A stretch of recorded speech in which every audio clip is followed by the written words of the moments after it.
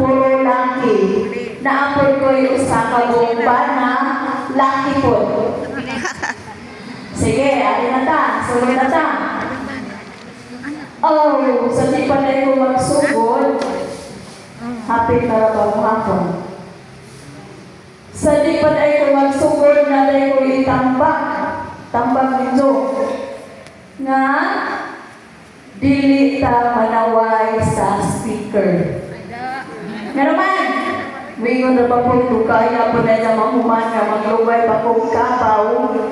Kinsa pa po ng speakera nga nag-insert trabaho ni burong at tijan. Ito apay bangs na ng lupan, murag anay na ito. Ha, di tama na ba ha? Ano naman?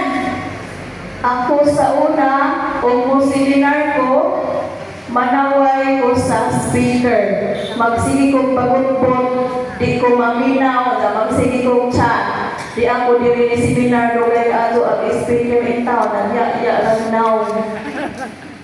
Sige ragpasa, katagang ko lang ang viewers. Way tunga-tunga. O, mag-chat ko asa ko. Sa mga iso, mag-chat ko, kaya sige kong panaway sa speaker, kaya lugay mahuman. Unsa may na resulta, nanong nanaway, unsa na resulta sa akong pagpanaway. Nahimo kong speaker. Mo na ang tambag ninyo, asa mong panaway kay Aron, di mo gabaan. So, na ta. Okay, among topic, conference 2 pa man topic, no? Mag-review ko sa topic ni Ate Meng.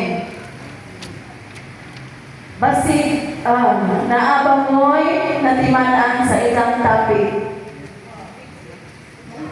Munay-munay na po. Pipay-pipay. Timanaan na ba dyan na? Basta lagi tayo mamutana. Unsa day ito na mauhan sa PBS. Munay-munay. Pipay-pipay. Diba? Ang topic ni Ate May bahid sa Biblia o variety ay laktawan na o ito mong kaibaw ilaktawan mo uman kay nagdali na matanong ang atong konferensya atong naiskutan ang tulo ka puntos may tungod sa Biblia. Una, sa may una be kopipsi mo na una mao ang Biblia ulisip usa ka libro nga gilangkuban sa nagkalain-lain libro. Usa to'y tawag sa libro nga gilangkuban sa nagkalain-lain libro? Library. Library. Right tayo. Oy, human sa tadanto na niron. Ikaduha, ang Biblia usa kasulatan mahitungod sa kasinatian sa pagtuo o balaang tradisyon sa kadilipan nga gisulat sa mga balaang magsusulat. Ikatulo, mao ang Biblia gilangkuban sa daan o Bagong Testamento. Kini nagisgot sa kasabutan tali sa Dios ug sa tao. Pagdobroy ka dito sa una ni. O na to ang atong sumari sa kanang unang konferensya. Ari na ta sa conference 2. Ang ahong topic naguluhan. Kini ang akong suya. Bitaw, pamaagi sa pagtuki sa Biblia. Una, nagsuwat? Pamaagi sa pagtuki sa Biblia. Una, ang pagbasa sa Biblia, isip usa ka libro. Ikaduha, pag-inambitay sa Biblia o pagtungkol o katilingban. Ikatulo, pagsabot sa kinabuhi, pinasubay sa Biblia. O kaya saysay na matong atinig, taas, o maadyo nga dyan sila mo saysay, kaya maestra man ni sila ha. Ari na ta sa sumada, ang madalita. Sumada number 1, ang Biblia, usa ka espesyal na libro. Kini pulong sa Dios diha sa pinulungan sa tao. Alang kanato o sa atong kaluwasan. Busa gikinahanglan nato ang usa ka maalampuon nga diwa sa pagsinati ini. Ug labaw sa tanan nga andam kayo kita puyo sa mensahe nga gihatag kanato sa Ginoo. Sa langtod nga pagkasulti, ang Biblia matawag nga basahon sa atong pag-ampo o basahon usab sa atong kinabuhi. Number 2, tungod kay ang Biblia libro man sa katawhan sa usa ka katilingban, kini libro alang sa tanan. Libro para natong tanan. Sa parehas ng Biblia na nagpilit na kaway abli-abli. Kaya di bubasa lang is Biblia, ano pag cellphone, kaya balik-balikon, pag-post, kaya ganahan. Sa atong pagbasa sa Biblia, diha sa katilingban, sa atong pagpaambing ini diha sa gagmayng grupo. Nagsinaray kita sa usag-usa ug atong gilig-on ang atong katilingban uban sa amahan o sa anak. Ikatulo, ang Biblia hindi basahon sa nanagi lamang. Di ay sa nanagi lamang mo. Aduna usab kini kalambigitan sa atong kasaysayan o sa inaadlaw-adlaw nga panginabuhi. Makablagan nato ang way utlanang gugma sa Dios diha karon o uban kanato. Makablagan usab nato kung unsaon nato pagtubag kining iyang gugma diha sa atong konkretong kahimtang o kinabuhi.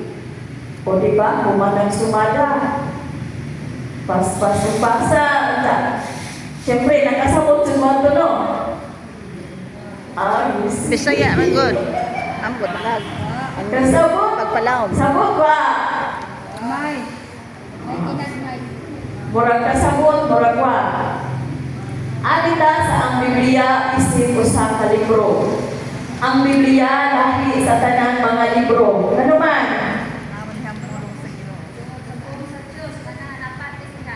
Very good. Tungod kay sa atong naisutan sa unahan, naa na ang tanan.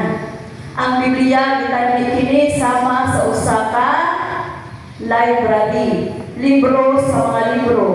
O kay ang Biblia pulong man sa Dios, maong ato kining basahon nga mai ng puon. O kay ang Dios kung maman, mao nga magpuyo kita nga mahigugmaon. O alang o ato kining ipaambit sa uban.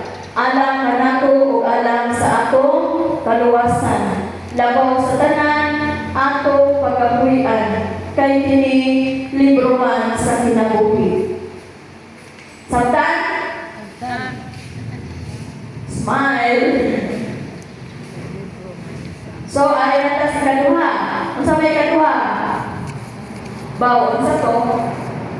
Ano natas sa pagnamitay sa Biblia o pagtukod o katilingban or Bible sharing. Bible sharing na ta.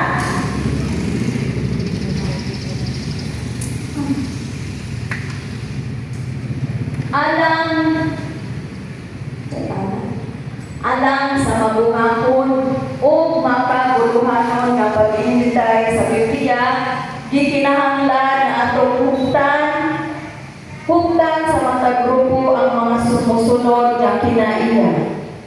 Naatay ang ay hugtan panahon sa atong Bible sharing o pag-inambitay.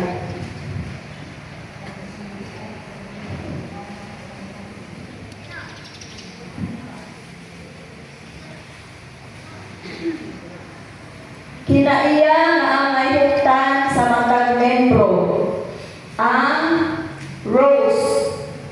Unsa may nagrepresent sa R? Respect. O sa Bisaya pa? Respeto. Unsaon man nato pag respeto? Una, unsa ni? Mao ni ato katunan nga batasan ko panahon sa pagpaambit sa atong pag-iisip. Unsa ang ato pag-respeto?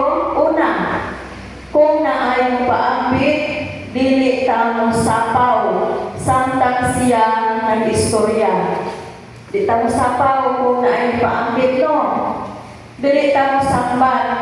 Ikaduha, kung unsa iyang ipaambit, dili nato ipanabi sa uban. Pananglit moingon ko, nag-antos, natandong ko sa pulong nga nag-antos. Ang kita ko rin just kilid na minaw mga marites, nag-antos na siya kay isang banang palahugot man. Dili na to inanaon ha. Maminaw ta hantod mahuman ang nagpaangkin. Nasabtan? Unsaon na to? Unsaon na to kag Kristo?